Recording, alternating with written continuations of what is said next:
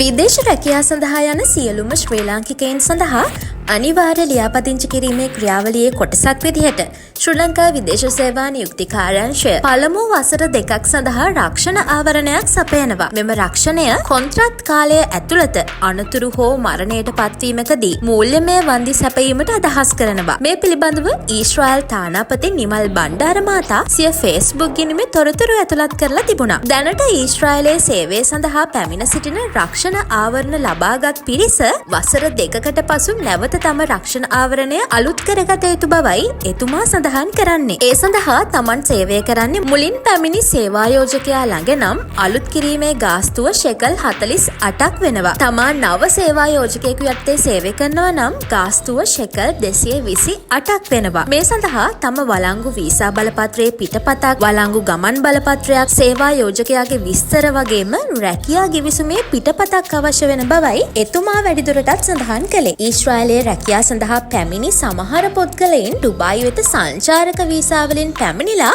ලියාපදිංචි නොවි ඊශ්‍රායලයට පැමිණිලා තියෙනවා. එම පිරිසට තානාපති කාර්යාලයෙන් ලියාපදිංචි වීමට නොහැකි අතර නැවත ශ්‍රී ලංකාවට ගිය පසු විදේශ සේවා නියුක්ති කාර්යාංශයේ ප්‍රධාන කාර්යාලයට ගිහිල්ලා ලියාපදිංචි වීමට හැකියාව පවතිනවා. මේ ගැන වැඩි විස්තර දැනගන්න අවශ්‍ය නම් පහත සඳහන් කරලා තියෙන දුරකථන අංක වලට කතා කරන හැටියට තානාපතිතුමන් දන්වා සිටිනවා.